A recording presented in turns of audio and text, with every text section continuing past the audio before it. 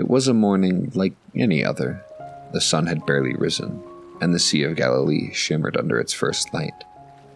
My brother James and I were in our boat, mending our nets after a long, fruitless night of fishing. The air smelled of salt and fish, but the water had given us nothing that day. We were just fishermen, simple men with simple lives. But that morning, everything changed. We saw him by the shore, a man surrounded by a crowd. He was teaching, his voice steady and full of power. We'd heard whispers about him in the towns. A teacher, a healer, someone unlike anyone we'd ever known. But seeing him there, it was different.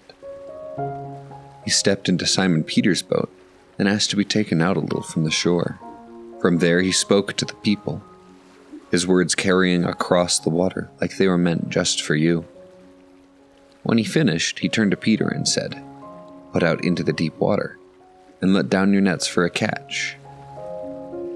"Master, we've worked hard all night and caught nothing, but at your word I will let down the nets."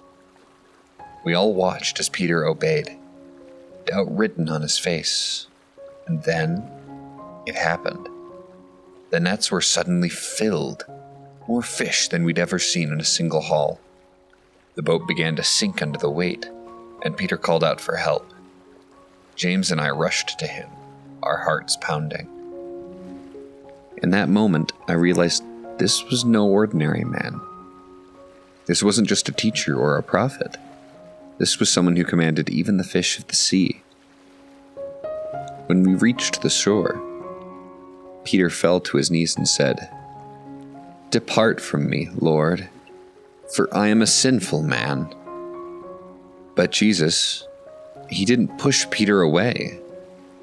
Instead, he looked at us, all of us, and said something I'll never forget. "Do not be afraid. From now on, you will catch men." In that moment, we left everything. Our boats, our nets, even the fish we'd just caught. James and I followed him, alongside Peter and Andrew. I didn't know where the journey would take me.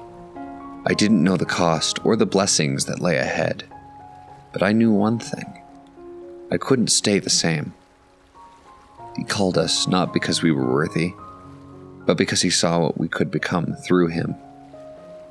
He called us to follow, to trust, and to share his message of hope and salvation.